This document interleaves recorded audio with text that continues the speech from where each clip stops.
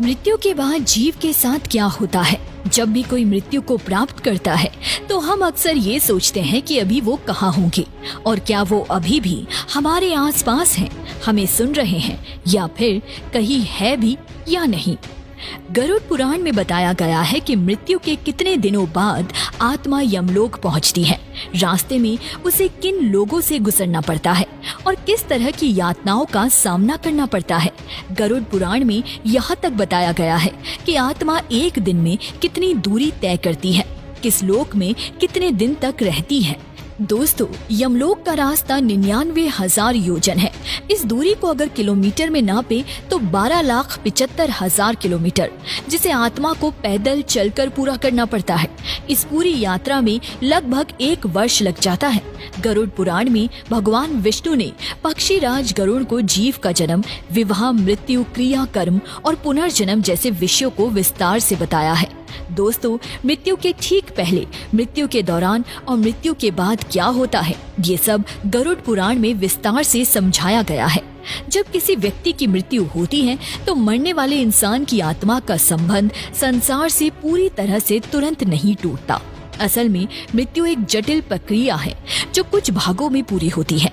मनुष्य की मृत्यु से कुछ घंटे पहले ही उसके पैर ठंडे पड़ जाते हैं, पूरा शरीर शिथिल पड़ने लगता है और शरीर की प्राण ऊर्जा व्यक्ति के किसी एक चक्र पर केंद्रित हो जाती है।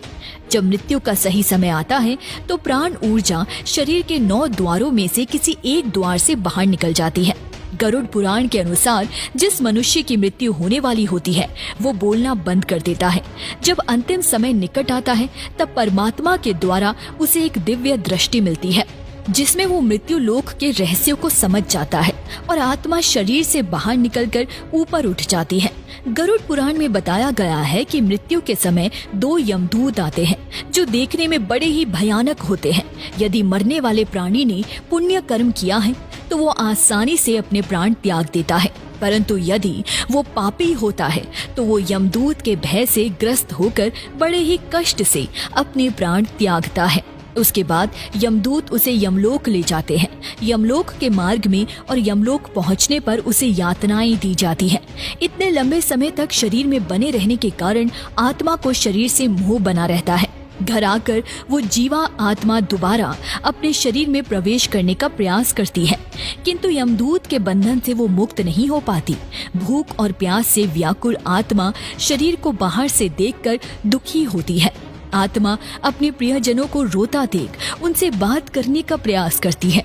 चिल्ला चिल्ला कर कहती है कि मैं यही हूँ, लेकिन उसे कोई सुन नहीं सकता। धीरे धीरे आत्मा को एहसास होता है कि वो शरीर मर चुका है और वापसी का कोई रास्ता नहीं है।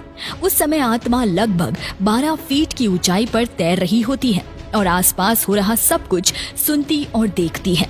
अंतिम संस्कार के दौरान आत्मा शरीर को जलता हुआ देखती है।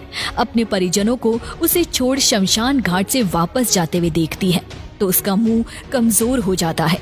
आत्मा जब तक शरीर में रहती है तब तक सीमाएं और रुकावटों में बंधी होती है।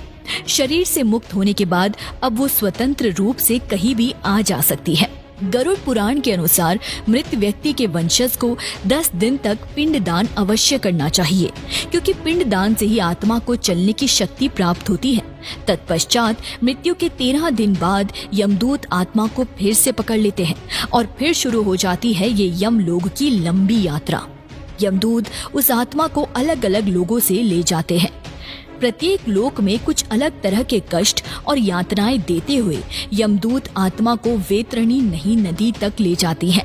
ये सब कुछ लगभग 1 वर्ष में पूरा कर जीवात्मा भूख और प्यास से बेचैन यमलोक में पहुंचती है।